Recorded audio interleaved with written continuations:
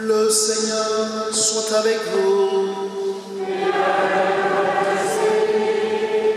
Évangile de Jésus-Christ selon saint Matthieu.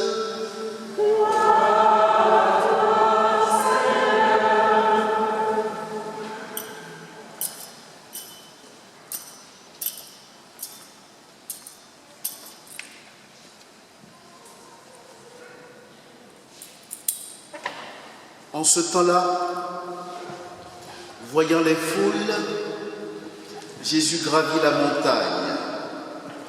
Il s'assit et ses disciples s'approchèrent de lui. Alors, ouvrant la bouche, il les enseignait. Il disait: Heureux les pauvres de cœur, car le royaume des cieux est à eux. Heureux ceux qui pleurent, car ils seront consolés. Heureux les doux, car ils recevront la terre en héritage. Heureux ceux qui ont faim et soif de la justice, car ils seront consolés. Heureux les miséricordieux, car ils obtiendront miséricorde. Heureux les cœurs purs, car ils verront Dieu. Heureux les artisans de paix, car ils seront appelés fils de Dieu. Heureux ceux qui sont persécutés pour la justice, car le royaume des cieux est à eux.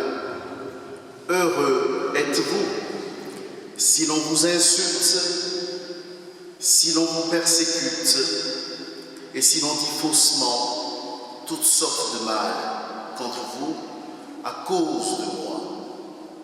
Réjouissez-vous, soyez dans l'allégresse, car votre récompense est grande dans les cieux. Acclamons la parole de Dieu.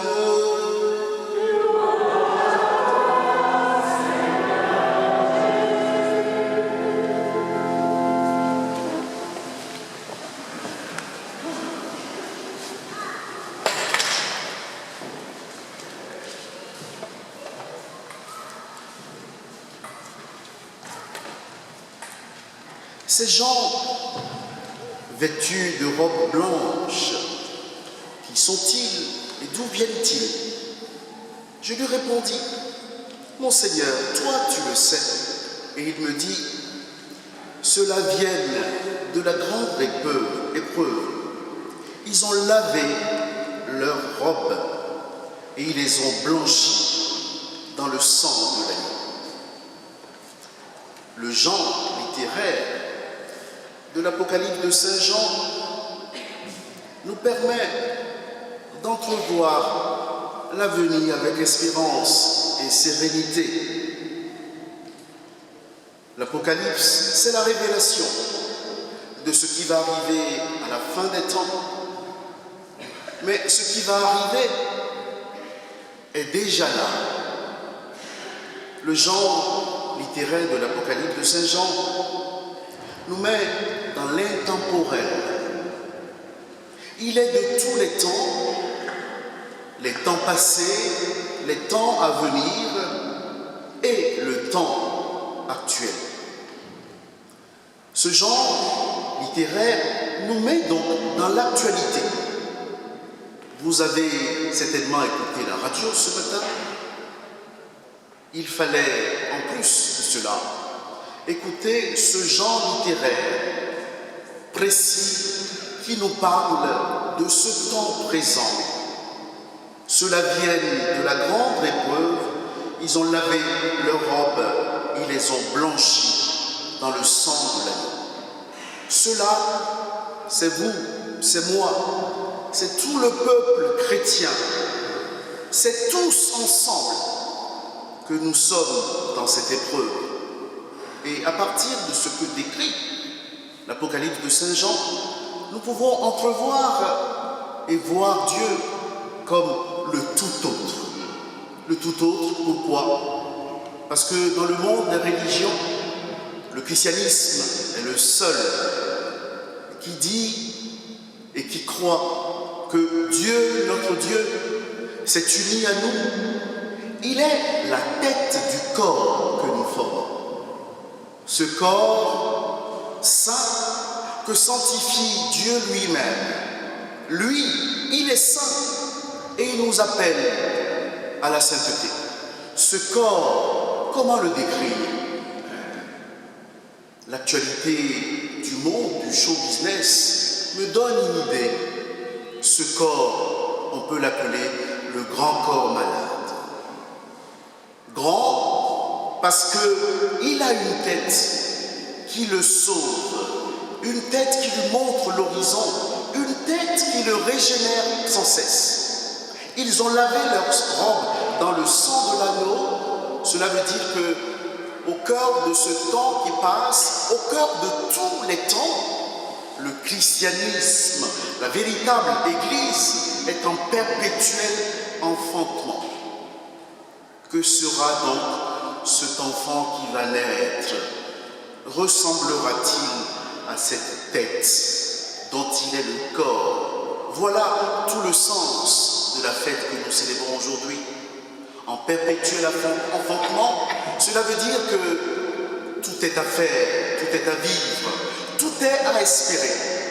Nous sommes engagés dans cet enfantement parce que le Christ est notre tête et nous avons à le suivre. Notre corps est sanctifié par la tête, ainsi si dans nos membres nous ressentons la faiblesse, si dans nos membres notre faiblesse fait scandale, voici que le corps est là, il vibre plus fort, sa respiration nous fait vivre et nous fait respirer. Alors, l'enfantement que nous sommes en train de vivre, nous avons à le vivre en grande espérance, des enfants de Dieu, mais aussi nous avons à nous y engager véritablement. Il y a des conditions pour que cet enfantement ait lieu. La première condition, c'est d'abord de s'unir au Christ. Où pouvons-nous aller? Avons-nous d'autres maisons que cette maison, la maison de l'Église? Où pouvons-nous aller? Nous avons à nous unir au Christ. Si nous sommes unis au Christ, même malades, nous serons guéris. Notre corps a beau être malade, la tête le guérit, parce que seule la tête a le remède des maux dont nous souffrons. Ainsi, demeurer dans le Christ, c'est être attaché à lui, vivre de lui indéfiniment, vivre de lui, car il est la tête de notre corps. Sans lui, nous n'avons plus de vie, notre vie n'a plus de sens. Il faut donc rester là. Il faut vivre de lui. Je dirais, il faut être branché sur le Christ. C'est la première condition. La deuxième condition, il faut s'inscrire dans une dynamique du provisoire. J'aime bien le mot d'ordre ou la devise des frères de Thésée. Si vous allez à Thésée, peut-être vous y avez été déjà. Les frères de Thésée sont là depuis des années, mais ils n'ont pas fait des constructions grandioses comme cette église. Ils ont fait des constructions provisoires, parce que pour eux, l'essentiel, c'est le royaume à venir. Ils donnent sens à ce monde, mais ils savent que ce monde doit servir de tremplin pour le monde à venir. Ils savent juger de l'aujourd'hui, non pas à partir des valeurs mondaines, ils savent juger de l'aujourd'hui à partir des valeurs qui viennent, les valeurs du monde. Les frères peuvent donc nous inspirer. Nous avons à nous inscrire dans cette dynamique du provisoire. Oui, Dieu nous a donné un corps, ce corps est en marche, ce corps est transfiguré par le royaume, ainsi s'inscrivant dans cette dynamique, voici que nous regardons devant. L'horizon qui est le nôtre est l'horizon du royaume, l'oublier, c'est s'effondrer à jamais. C'est la deuxième condition. La troisième condition, c'est fuir le péché. Notre monde est paradoxalement laxiste. Il prône la libération des mœurs. Notre monde est laxiste. Il est le monde qui encourage le prêtre que je suis à quitter la soutane, à ne plus avoir de signes distinctifs. Mais il est le même, si je tombe dans le péché, à me condamner sur la place publique. Ce monde est laxiste, il faut le fuir, il faut fuir le péché. Quand j'étais au séminaire, un de nos prêtres accompagnateurs nous a dit ceci: vous allez vous engager sur la voie de la chasteté, mais rendez-vous compte que vous êtes faible, et quand vous voyez une jolie femme, ne continuez pas à la regarder, il faut baisser les phares.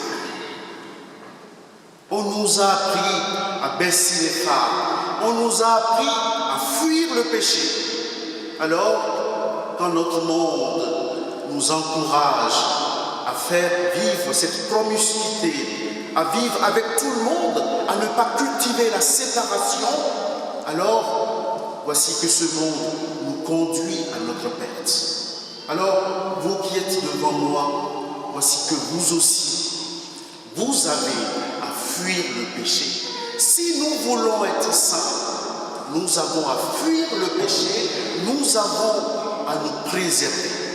C'est pour cela que dans nos villes, il y a des presbytères. Dans ces presbytères, tout le monde n'y entre pas. Dans ces presbytères, il faut les considérer comme des clôtures. Oui, nous devons avoir dans nos vies, dans nos engagements, des clôtures. Nous sommes faibles, nous nous prenons pour des anges. Nous ne sommes pas des anges. Alors, l'invitation à la sainteté est une invitation forte. Elle est une espérance. Elle est aussi une exigence, une responsabilité. Voici que Dieu nous appelle à être des saints. Il nous en donne les moyens. Vivons donc de ces moyens. Ces moyens ne sont pas ailleurs. Ces moyens ne sont pas dans les solutions qu'on nous préconise sur les médias. Ces moyens sont là. Ces moyens sont ceux de l'Église. Vivons de l'Église. Le Seigneur l'appelle à être sainte, comme il nous appelle nous aussi à devenir maintenant des saints.